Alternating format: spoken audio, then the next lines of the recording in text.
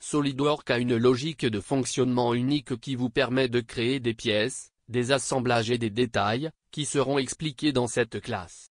Allez, on y va.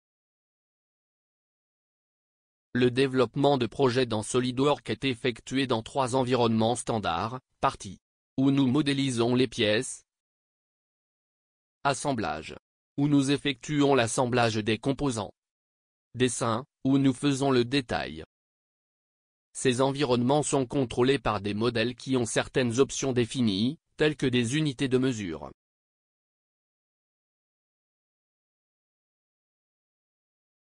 L'utilisateur peut également créer ses propres modèles, mais il s'agit d'une matière traitée dans les cours avancés.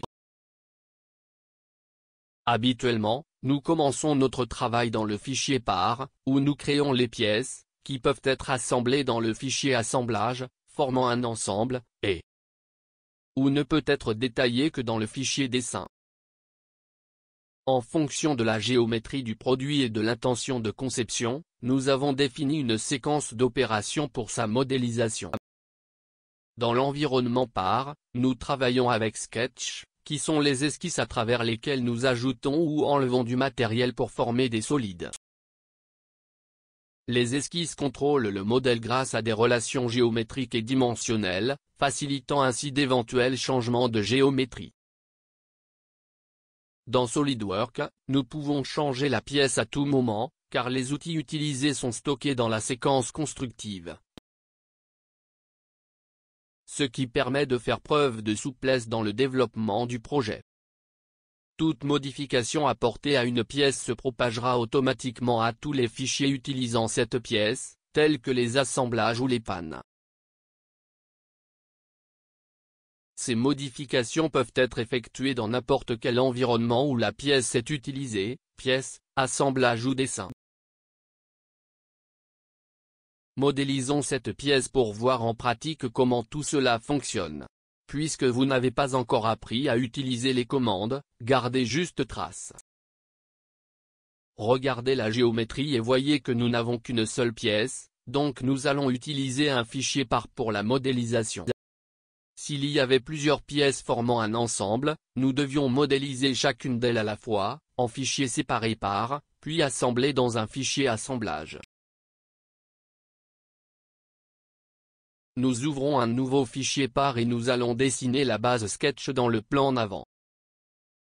Nous cliquons sur croquis et avec l'outil coin rectangle, nous dessinons un rectangle à partir de la source.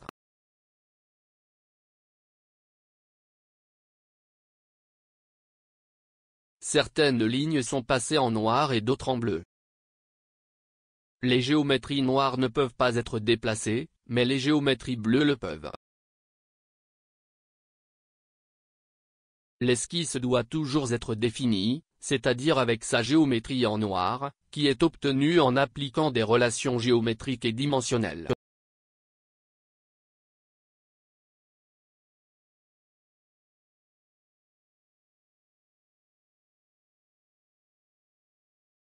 Avec l'outil Extrude Boss Base nous ajoutons du matériel.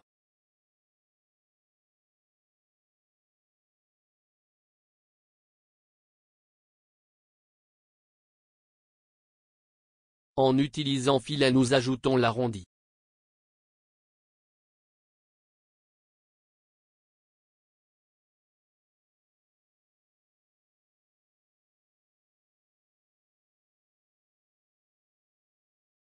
Avec l'outil HoloWizard, nous ajoutons les forêts et sauvegardons la pièce.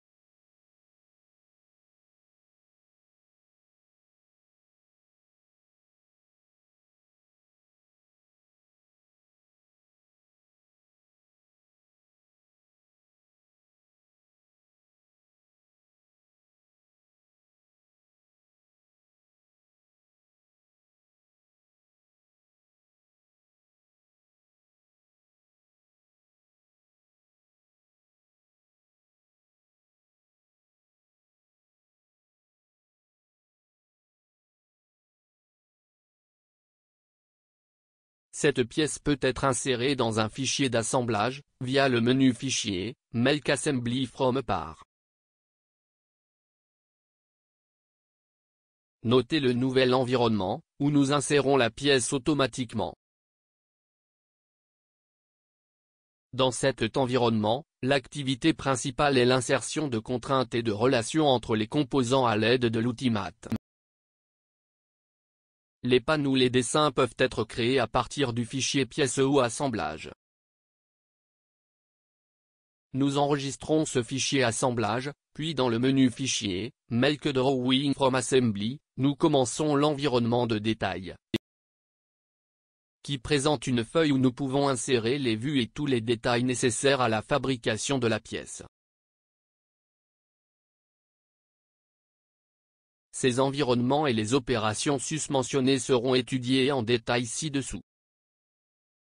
Nous avons vu dans cette classe les principales caractéristiques de la logique d'exploitation SolidWorks, expliquant la façon dont nous travaillons dans le logiciel.